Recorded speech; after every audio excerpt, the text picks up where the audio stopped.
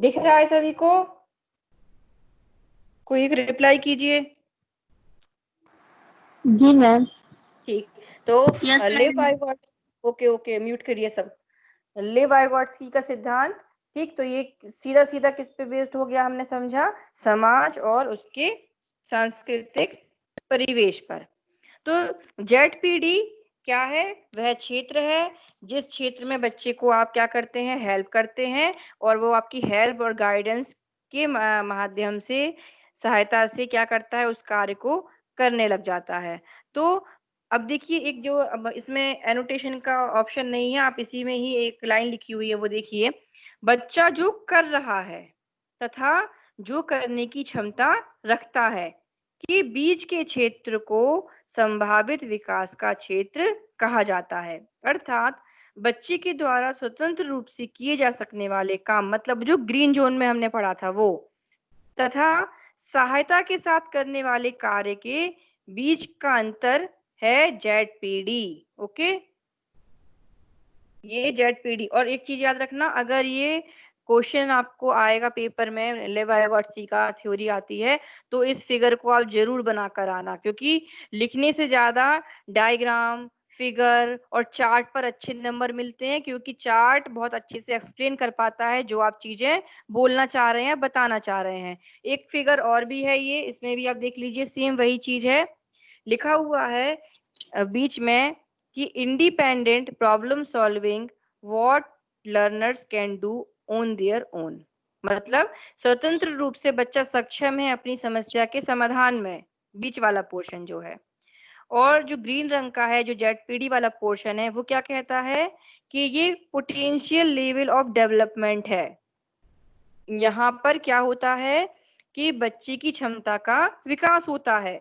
नीला वाला पोर्शन क्या कह रहा है कि बच्चे में क्षमता है, काम करने की क्षमता है, पर थोड़ा सा काम कैसा है, कठिन है। अगर आप उसकी हेल्प कर देंगे, उसको गाइड कर देंगे, तो वो भी कैपेबल हो जाएगा उस काम को करने के लिए। इसलिए इस लेवल को पोटेंशियल लेवल ऑफ डेवलपमेंट भी कहते हैं।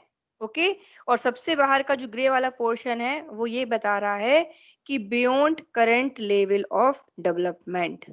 वही चीज कि ये वाला जो क्षेत्र होगा वो कैसा होगा, उस सहायता करने पर भी वो काम नहीं कर पाएगा, मतलब ये वाला एरिया कुछ ज्यादा ही उसके लिए कठिन होगा, या ये वाली समस्या जो होगी, जो जेडपीडी की भी ऊपर होगी, इस लेवल की भी ऊपर होगी, तो यहाँ पर बच्चा काम करने में अपने आप को असहज महसूस करेगा।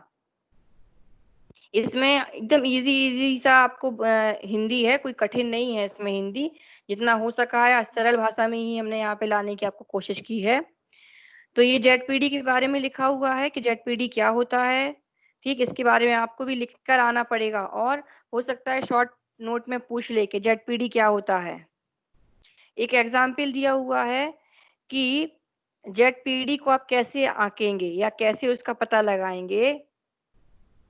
तो देखिए, कैसे पता लगाएंगे आप इसका, कि आप मान लीजिए बच्चों का आप आईक्यू टेस्ट लेंगे, बुद्धि परीक्षण। ओके, दो बच्चों की आप बच्चों का बुद्धि परीक्षण ले रहे हैं, और आपने दो बच्चों की मानसिक आयु यानी मेंटल एज 8 वर्ष मानी। इसके पश्चात आपने देखा कि हम बच्चों को क्या करेंगे, सिखाएंगे अलग अलग विधियों से, कैसे, समस्या समाधान विधि से, प्रश्न विधि से, है ना, कुछ दिखाकर, मतलब बच्चे कुछ सिखा रहे हैं हम। 8 साल के दो बच्चे ले लिए जिनकी मेंटल एज क्या है, 8 साल है, और दोनों ही बच्चों को हमने सेम प्रोसेस से सिखाया। इस प्रयोग में देखा गया कि जो एक बच्चा जो था, दो बच्चे थे, ठीक, दोनों में से हमने एक को सिखाया और एक को नहीं सिखाया। तो इनका कहने का सेंस है कि जिस बच्चे को हमने सिखाया, वो बच्चा, एक 12 वर्ष का बच्चा जो काम कर सकता था, वो 8 वर्ष का बच्चा कर सकता है। अब कैसे कर सकता है, जब हमने उसको सिखा दिया कि ये 12 वर्ष का बच्चा कोई प्रॉब्लम को सॉल्व कर सकता है। जब मैंने 8 वर्ष के बच्चे को हेल्प की, गाइड किया, तो 8 साल का बच्चा भी 12 साल के बच्चे की प्रॉब्लम सॉल्व कर पाया। पर मैंने जिस दूसरे बच्चे की हेल्प नहीं की, उसको कोई भी प्रकार का गाइडेंस नहीं दिया, तो हमने देखा कि वह बच्चा 12 वर्ष वाले बच्चे की जो प्रॉब्लम थी उसको सॉल्व नहीं कर पाएगा। पढ़ाई लिखाई से संबंधित प्रॉब्लम्स की बात कर रहे हैं यहाँ पे, वो सॉल्व नहीं कर पाएगा। तो यही चीज़ है कि जब आप बच्चे की सहायता करेंगे, तो वो उसके अंदर जो क्षमता है, उसकी क्षमता का और विकास होगा, उसकी मानसिक या संज्ञानात्मक उसका जो विकास है, वो और ज़्यादा होगा।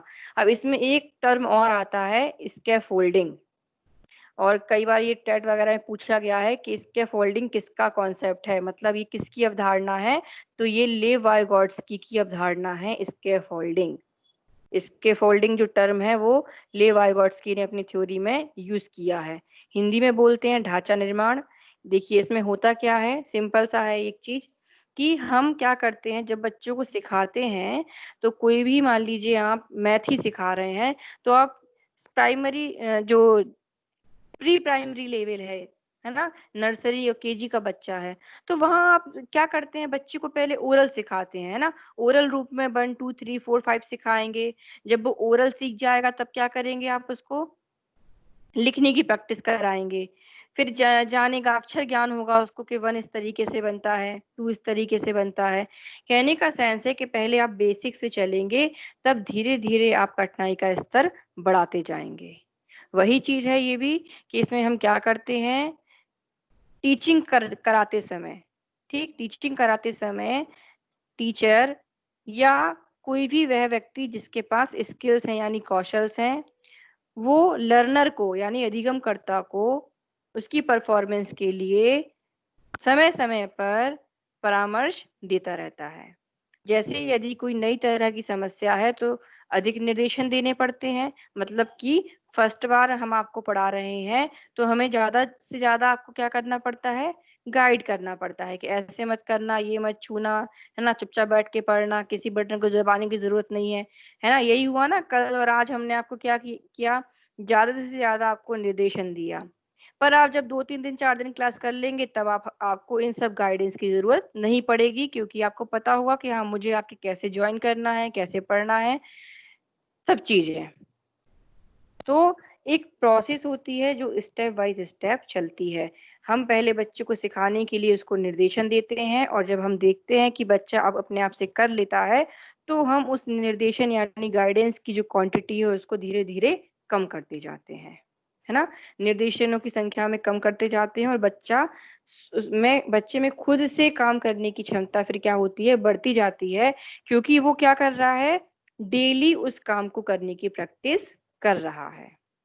यही चीज है स्कैफोल्डिंग। ओके, अब देखिए इसमें बायोगॉट्स की, और इसको 3 कॉन्सेप्ट पढ़े हमने। इसमें क्या पढ़ा था, पहले जेडपीडी, फिर स्कैफोल्डिंग, और तीसरा है वाइगॉट्स्की और भाषा विकास। कि वाइगॉट्स्की ने भाषा विकास पर बहुत ज्यादा जोर दिया है। इन्होंने कहा है कि बच्चे का जो भाषा विकास होती है, वो कैसे होती है। इनका मानना है कि भाषा विकास के लिए जिम्मेदार जो फैक्टर है वो है सामाजिक अंतःक्रिया। ये कहते हैं कि जो छोटा बच्चा है, अगर आप पेरेंट्स उससे बात नहीं करेंगे, तो बच्चे का भाषा विकास नहीं होगा। सही बात है, अगर जितना ज्यादा हम बच्चे से बात करते हैं, उतने ही ज्यादा उसकी वोकेबलरी का विकास होता है, उतने ही ज्यादा वो नए नए शब्दों को डेली सीखता है। वहीं पेरेंट्स अगर देखिए आप बच्चे को फोन में लगा दें, टीवी में लगा दें, तब क्या होता है, वहां पर बच्चे का जो भाषागत विकास है वो ज्यादा नहीं हो पाता है। क्योंकि क्या हो रहा है, इन सब चीजों को तो वो कंटिन्यू वॉच कर रहा है, कुछ बोल थोड़ी रहा है, सिर्फ क्या कर रहा है, सुन रहा है। तो यहाँ पर देखने को मिलेगा, आप जो बच्चे ज्यादा छोटी सी एज से ही मोबाइल फोन देख रहे हैं, टीवी देख रहे हैं, तो उसमें आप देखिए वन वे कम्युनिकेशन हो जाता है। संवाद की जो प्रक्रिया है, कम्युनिकेशन की जो प्रोसेस है, वो क्या है, वन वे। बच्चा सिर्फ सुन रहा है, अपने विचारों को एक्सप्रेस नहीं कर पा रहा है। और वही जब वो संवाद कन्वर्सेशन अपने पेरेंट्स के साथ करता है, तब वो प्रक्रिया कैसी हो जाती है, अर्थपूर्ण हो जाती है, मतलब मीनिंगफुल हो जाती है। जब हम उसको कोई वर्ड सिखाएंगे, तब हम उससे बार बार उसका क्या करवाएंगे, रिपीटेशन करवाएंगे, और उस वर्ड के अकॉर्डिंग उससे काम भी करवाएंगे। जैसे कह रहे हैं बेटा पानी पी लो, तो पानी पी लो बोल दिया, अब पानी पी लो क्या होता है ये इसको बताओगे ना, आप तो क्या करोगे, गिलास ले जाओगे मुंह के पास और उसको पानी पिलाओगे, तो वो जान जाएगा कि पानी पी लो का मतलब क्या होता है, गिलास से उठाकर पानी पीना है। तो कल को आप जब दूर से ही उस बच्चे को बोलोगे के पानी पी लो, तो वो क्या करेगा, ग्लास के पास जाएगा और ग्लास उठाकर पानी पी लेगा। तो ये चीज क्या हो गई, मीनिंगफुल, कि आपने जो वर्ड्स उसको सिखाया उसके अकॉर्डिंग उसने रिएक्शन करना भी सीख लिया। ठीक, तो ये चीज हुई। इनका कहना है कि भाषा का विकास जो है वो इंटरेक्शंस, सोशल इंटरेक्शंस यानी अंतःक्रियाओं के कारण होता है, ना कि पढ़ाई लिखाई के द्वारा होता है। पढ़ाई लिखाई के द्वारा भी होता है, पर जो बच्चे की एज है, क्योंकि ये कह रहे हैं कि भाषा का विकास तो बच्चा 9-10 महीने का है तब भी आप देखिए हूँ हाँ करने लगता है, कई प्रकार के शब्द वाह वाह वाह ऐसे करके बोलने लगता है, माँ माँ बोलता है, पूरा उच्चारण नहीं करेगा पर सिंगल सिंगल वर्ड को बोल पाएगा। वही चीज है। तो फिर इसमें देखिए, तो इन्होंने कहा है कि जब तक बच्चे का भाषागत विकास नहीं होगा तब तक उसका मानसिक विकास भी संभव नहीं है।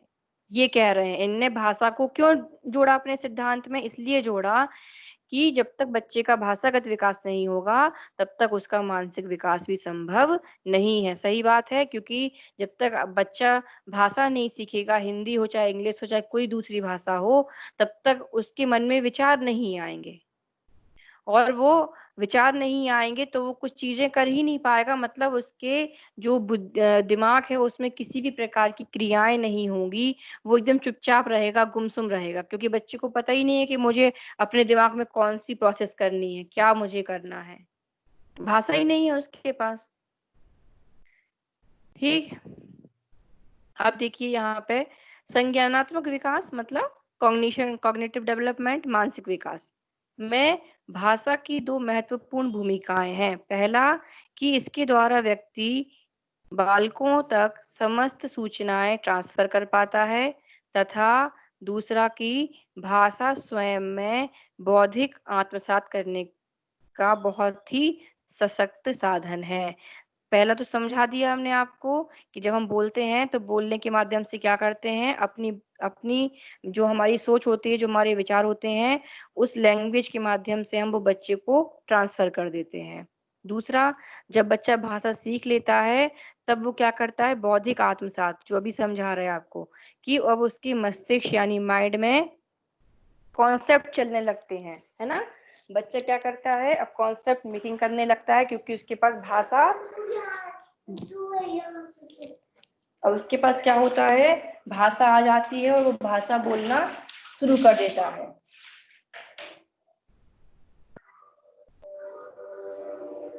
तो दूसरी वाली जो चीज है वो कब होगी, जब वो भाषा का ज्ञान उसमें आ जाएगा। जैसे छोटे बच्चों को आप देखिए, 3-4 साल, 5-6 साल के 6 साल के बच्चे जो लगभग होते हैं, उनमें कॉन्सेप्ट मेकिंग की शक्ति आ जाती है, मतलब संप्रत्यय निर्माण की क्षमता आ जाती है। संप्रत्यय निर्माण की क्षमता उनमें आ जाती है, मतलब अब वो क्या करेंगे कि जो चीजें जैसे हमने कोई बच्चे को समस्या दी, मान लीजिए कि एक चीज रख दी हमने ऊपर अलमारी के ऊपर, थोड़ी हाइट, कम हाइट पे, तो आप बच्चे को देखिए, उसको पता है ना, उसने आपको करते हुए देखा है उस काम को, तो यानी उसके दिमाग में कॉन्सेप्ट का फॉर्मेशन हो चुका है कि किसी ऊंचाई पे रखी हुई चीज को हमें कैसे उतारना है। तो वो क्या होगा, या तो उस पे चढ़ेगा और चढ़ के उसको उतार लेगा, या किसी अन्य व्यक्ति की सहायता लेगा।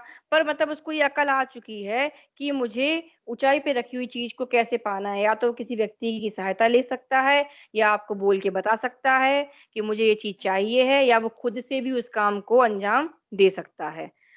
ठीक, तो कॉन्सेप्ट फॉर्मेशन की प्रोसेस बच्चे में शुरू हो जाती है, कैसे, जब उसकी भाषा का विकास होने लग जाता है। अब भाषा को भी देखो, यहाँ 3 रूप में बांटा है इनने। सोशल स्पीच, सोशल स्पीच की जो एज कहा है, इन्होंने कहा है कि यह जन्म से 2 वर्ष की अवधि होती है, जब बच्चा लोकल जो बातचीत होती है वो करना सीख जाता है, संपर्क स्थापित करना सीख जाता है दूसरों के साथ में। फिर इंटरनल स्पीच, यह इसका जो इन्होंने टाइम पीरियड बताया है वो बताया है 3 to 7 years। इसमें बच्चा क्या होता है कि खुद से बातचीत करना सीख लेता है ना। आप खुद से बातचीत करने का सेंस वही कि कॉन्सेप्ट फॉर्मेशन उसमें होने लगता है, होने लग जाता है इस एज से कि अपने आप से कोशिश करता है कि मैं अपने आप से सारे काम करूँ, सभी चीज़ों को करूँ। ये वाला जो इंटरनल स्पीच है मतलब उसके अंदर से उसको सुनाई देता है। जैसे हम लोगों को सुनाई देता है ना, हमारी अंतरात्मा बोलती है भाई ये काम करना है, वैसा ही ठीक बच्चों के साथ भी होता है कि उनका दिमाग, जैसे आप कहते हो ना बच्चा शैतानी कर रहा है, इस ये फालतू कामों में बस दिमाग लगा रहता है। तो वो सारी चीज़ें उसके माइंड में चलती हैं कि यहाँ जाना है, ये पटकना है, वो तोड़ना है, इसको फोड़ना है, या वो उसको कोई सिखा नहीं रहा है, वो सारी चीजें उसके दिमाग के अंदर हो रही हैं, है ना। ये उसकी इंटरनल स्पीच है जिसको बोलती है जाओ ये काम जाके करो, ऐसा काम करो। ठीक। तो आत्म बातचीत जो है वो कॉग्निटिव डेवलपमेंट की नींव मानी जाती है। तभी तो हम कहते हैं ना कि बच्चों को छोड़ दो, वो जो कर रहे हैं उनको करने दो। अगर आप ज्यादा रोक टोक करेंगे उन पे तो उनका मेंटल डेवलपमेंट प्रभावित होगा, फिर वो नई नई खोज नहीं कर पाएंगे और ना ही नए तरीके से सीख पाएंगे, क्योंकि उनको पता है हर बात में तो हमें रोक टोक दिया जाएगा, तो काम करके करना क्या है फिर। अब है इनर स्पीच। यह होती है ये वाली जो स्टेज है, इसमें क्या होता है कि जो बालक है वो स्वनिर्देशन यानी सेल्फ गाइडेंस में काम करने लग जाता है। जैसे जैसे बच्चे बड़े होते जाते हैं उनकी आत्म बातचीत, है ना, अंतरीकृत होकर मतलब इंटरनल होकर इंटरनल कम्युनिकेशन यानी इंटरनल स्पीच में परिवर्तित हो जाती है, जो आगे की अवस्था में चिंतन के रूप में परिलक्षित होती है। ठीक, जो चिंतन के रूप में परिलक्षित होती है मतलब 10, 11, 12 साल के जो बच्चे हैं, उसकी आगे की एज के जो बच्चे हैं, वो क्या करते हैं, सोच विचार करते हैं किसी भी चीज को लेकर, किसी समस्या को लेकर, है ना। जो काम उनको करना रहता है वो क्या करते हैं, अंदर ही अंदर मन में उसकी पूरी प्लानिंग करते हैं। चिल्ला चिल्ला के तो प्लानिंग नहीं करते हैं कि मैं ऐसा काम करूंगा, मैं यहाँ जाऊंगा, मैं वहां जाऊंगा, नहीं। सारा कुछ क्या होता है उनके इंटरनल माइंड में या इंटरनली उनके अंदर चलती रहती है वो सारी चीजें। उसको उस इंटरनल बातचीत को हम क्या कहते हैं, चिंतन, कि वो अब वो सोच रहा है। वाइगोत्स्की ने यह भी माना है कि जो बालक आत्म बातचीत अधिक करते हैं वह अन्य की अपेक्षा सामाजिक रूप से अधिक दक्ष होते हैं। मतलब कि जिन बच्चों में ये शक्ति होती है कि वो इंटरनली रूप से बहुत मजबूत हैं या इंटरनली रूप से अच्छी प्लानिंग कर सकते हैं, अच्छी सोच अच्छा चिंतन कर सकते हैं, तो वो बच्चे सामाजिक रूप से भी कैसे होते हैं, अच्छे होते हैं। मतलब वो समाज में अपने आप को एडजस्ट कर सकते हैं। फिर वाइगोट्स्की ने ऐसे पहले मनोवैज्ञानिक हैं जिन्होंने बालकों की आत्म बातचीत की धनात्मक भूमिका को स्वीकार किया है। मतलब इन्होंने कहा, जैसे प्याजे वगैरह कहते हैं कि जो बच्चा है अगर वो अपने आप से आत्म बातचीत का मतलब ये है चिंतन करना, खुद खुद के अंदर सोचना, अपनी राय विचार बनाना। तो इनका कहना है कि ये जो राय विचार होती है या जो आत्म बातचीत होती है वो एक पॉजिटिव रोल है, मतलब पॉजिटिव वे में होती है, बच्चा उसमें अच्छी ही चीजें सोचता होगा, ये इनका मानना है। पर कई मनोवैज्ञानिकों का मानना है कि बच्चे चिंतन के समय कुछ नेगेटिव चीजें भी सोच सकते हैं, मतलब कुछ गलत कामों को भी सोच सकते हैं, कुछ गलत घटनाओं को अंजाम देने के लिए भी सोच सकते हैं। ठीक, तो जो इंटरनल थिंकिंग है वो नेगेटिव और पॉजिटिव दोनों वे में हो सकती है। अब इसका ये चौथा है, लास्ट है, इसे कहेंगे गाइडेड गाइडेड पार्टिसिपेशन, निर्देशित सहभागिता। हेलो, आप सभी को आवाज आ रही है? जी मैम। ठीक ठीक। हाँ, तो निर्देशित सहभागिता, इसमें क्या होता है कि जैसा इसका नाम है वैसा ही बस चीज है ये, कि इसमें हम बच्चे का संज्ञानात्मक विकास करने के लिए क्या करेंगे, उसको प्रोत्साहित यानी मोटिवेट करते रहेंगे और समय समय पर गाइडेंस देते रहेंगे। ये गाइडेंस जो है वो क्या है, एक प्रकार का इनफॉर्मल अप्रिसिएशन है। इसके परिणाम स्वरूप बच्चे का जो मेंटल डेवलपमेंट है वो कैसा हो जाता है, अच्छा होता है और काफी तेज गति से होता है। अगर बच्चे को आप समय समय पर गाइड नहीं करोगे तो कहीं ना कहीं जहां उसके मार्ग में रुकावट आएगी, वो समझ नहीं पाएगा चीजों को, और वहीं पे आपने उसको कह के भगा दिया, नहीं जाओ आज नहीं समझाएंगे, जाओ कल आना, तो क्या होगा, उसकी तो समस्या का समाधान हो नहीं पाया। वो कुछ समझ नहीं पाया। तो रुकावट आई ना उसके संज्ञानात्मक विकास में, उतनी देर के लिए उसका क्या हो गया, अब वो खुद से सोचना शुरू कर देगा वहां पे कैसे होगा, क्या होगा, ये वो दुनिया जहान की बातें। तो यहाँ पर निर्देशन, गाइडेंस की बहुत ज्यादा जरूरत पड़ती है बच्चे के अच्छे संज्ञानात्मक विकास के लिए। खासकर छोटे बच्चे जो हैं, 3 to 6 years के बच्चे जो हैं, प्राइमरी लेवल के जो बच्चे हैं, वहां पर आपको उनको समय समय पर गाइड करते रहना चाहिए। क्योंकि वो उसी एज में ही बच्चे का मेंटल डेवलपमेंट क्या होता है, सबसे ज्यादा होता है।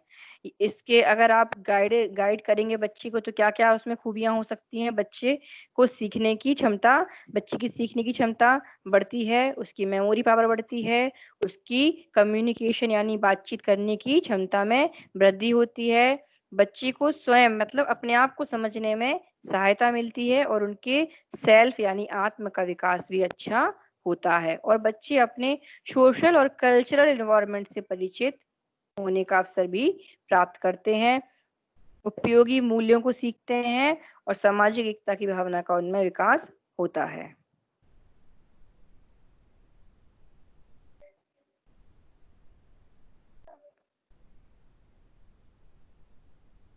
अब इसका लास्ट है आपका वाइगॉट्स्की की सिद्धांत का शैक्षिक आशय। ये टॉपिक ही है आपका, इसमें यही 3 चीजें पूछी गई हैं उसमें कि प्रमुख कॉन्सेप्ट क्या है, तो प्रमुख 4 कॉन्सेप्ट हो गए।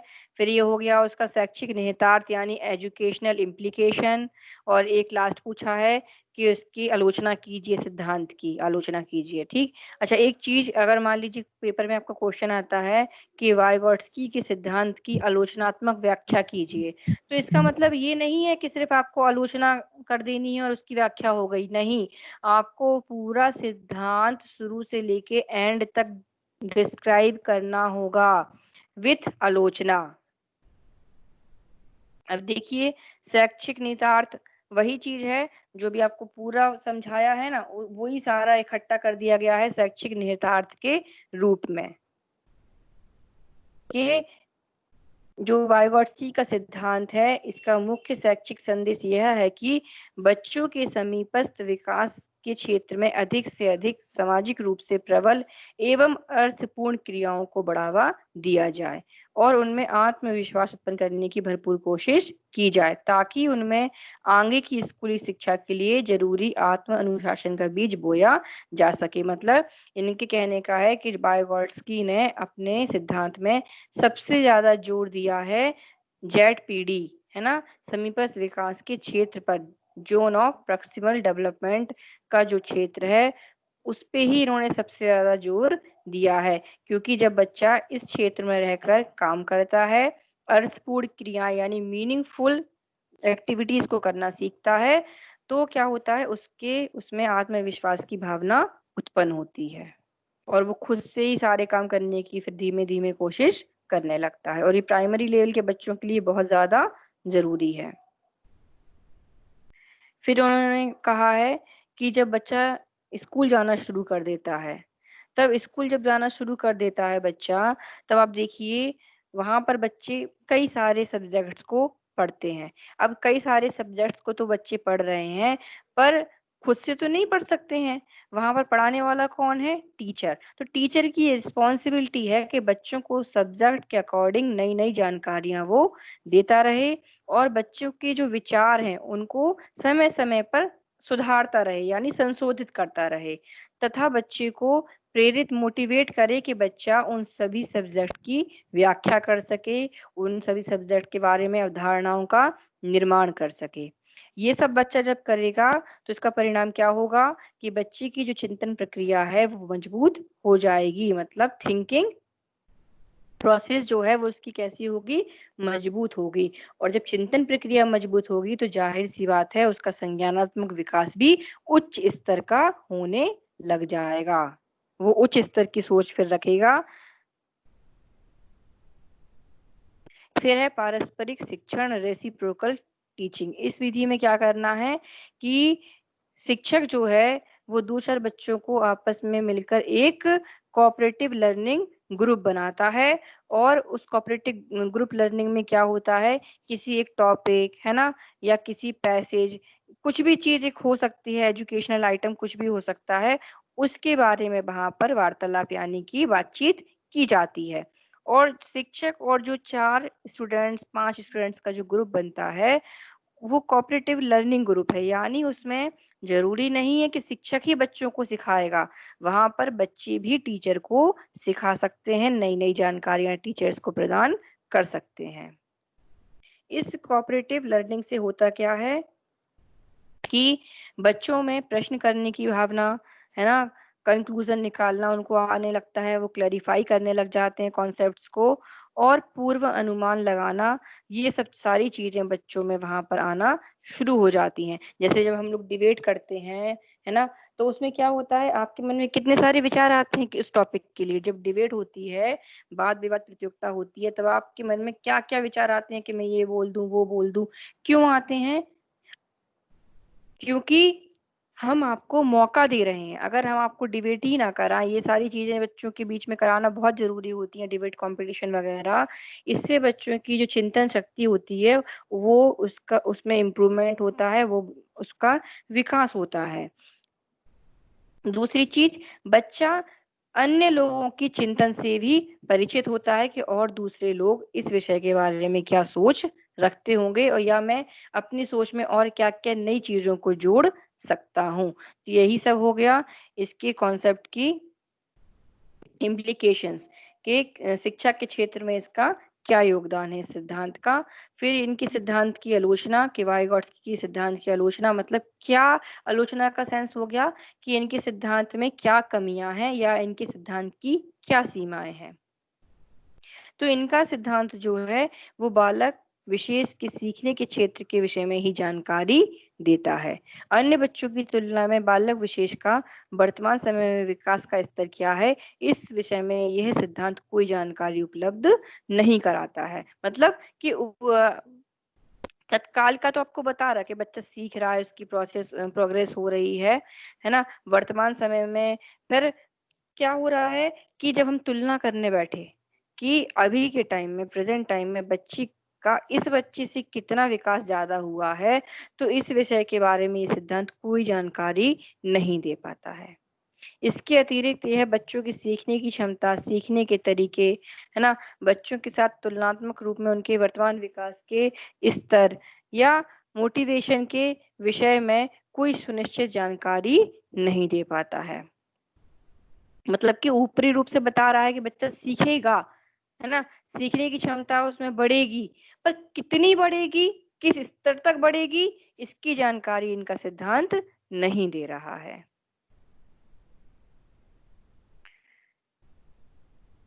फिर विकास की प्रक्रिया को समझने के लिए और बच्चों को जानकारी देने के लिए इस स्तर में आप देखिए, उम्र का जो एज है उसको बहुत कम यूज किया गया है ना, बहुत कम व्याख्या करता है। जैसे आपने पियाजे का सिद्धांत पढ़ा होगा, पियाजे के सिद्धांत में आपने 2 से 5 वर्ष, है ना, 7 से 11 वर्ष, इस प्रकार से आपने अलग अलग ग्रुप्स में बांट के, अलग अलग एजेस में बांट के आपने पूरे पियाजे के सिद्धांत को पढ़ा होगा। पर इस सिद्धांत में आपको कहीं पे भी बच्चों की उम्र को बांट के किसी भी विकास को नहीं बताया गया है। पियाजे के सिद्धांत में क्या था कि उम्र के आधार पर बताया गया था कि इतने एज उम्र का जो बच्चा है उसमें ये वाला विकास होता है। फिर जब बच्चा 7 से 12 वर्ष की उम्र में आता है तब वो मूर्त प्रक्रियाएं करने लग जाता है। इस प्रकार से आपने पढ़ा होगा पियाजे का सिद्धांत अगर तो एज के अकॉर्डिंग आपने पढ़ा था कि बच्चे में एज के अकॉर्डिंग ही अलग अलग प्रकार की चीजों का विकास होना प्रारंभ हो जाता है। जैसे कि जो कॉन्सेप्ट फॉर्मेशन है, यानी जो संप्रत्यात्मक विकास है, उसकी उम्र क्या मानी गई है, 7 से 12 वर्ष। कि 7 से 12 वर्ष का बच्चा अमूर्त चिंतन करने लग जाता है, मतलब सोचने लग जाता है, चिंतन करने लग जाता है। वहीं चिंतन करने की जो काम है वो छोटे बच्चे नहीं कर सकते हैं ना। 1 से 5 साल के बच्चे चिंतन का नहीं कर सकते हैं, किसी कॉन्सेप्ट को फॉर्म नहीं कर सकते हैं। तो यही सब कमियां हैं इनके सिद्धांत की, कि इन्होंने बच्चों की उम्र के अनुसार उसके विकास को परिभाषित नहीं किया है।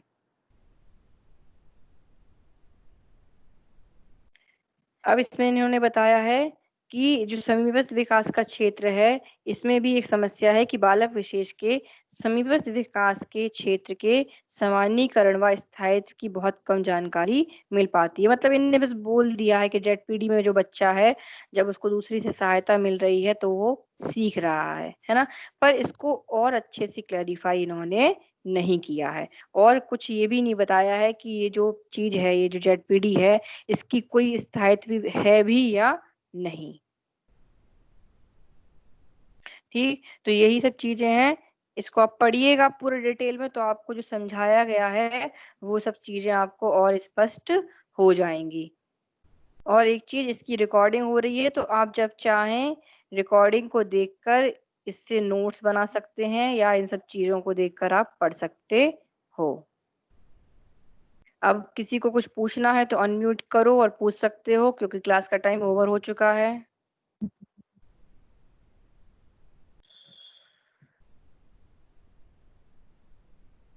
पूछना है किसी को कुछ? मैम, जो आप कल पढ़ाए थे, क्या उसको हम लोग लिख सकते हैं एग्जाम में? जो आज पढ़ाया है उसको पूरा का पूरा लिख सकते हो एग्जाम में। और कल पढ़ाई थी 4 गो शायद। हाँ, वो उसको हटा देना, वो तुम लोग के काम का नहीं है, वो बहुत अपर लेवल की चीज थी।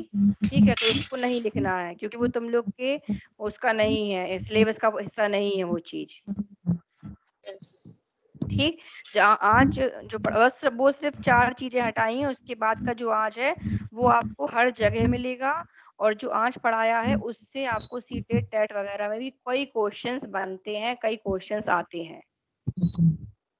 ठीक, तो इन 4 पॉइंट्स के अंतर्गत आपको डील करना होगा लेव-वाइगॉट्स्की का सिद्धांत। ये 4 पॉइंट आप लिख देना, ठीक है। और इसके अंतर्गत आप जैसे जैसे बताया है कि इसके फोल्डिंग क्या होती है, जेडपीडी क्या है, निर्देशन क्या है, भाषा क्या है, ये पॉइंट के अंतर्गत ही आपको लिखना होगा। पॉइंट की हेडिंग जरूर डाल के आना, भले ही उसके अंदर कम लिखो, पर हेडिंग जरूर डालना और डायग्राम जरूर बनाना, ठीक है। ठीक, और किसी को कुछ?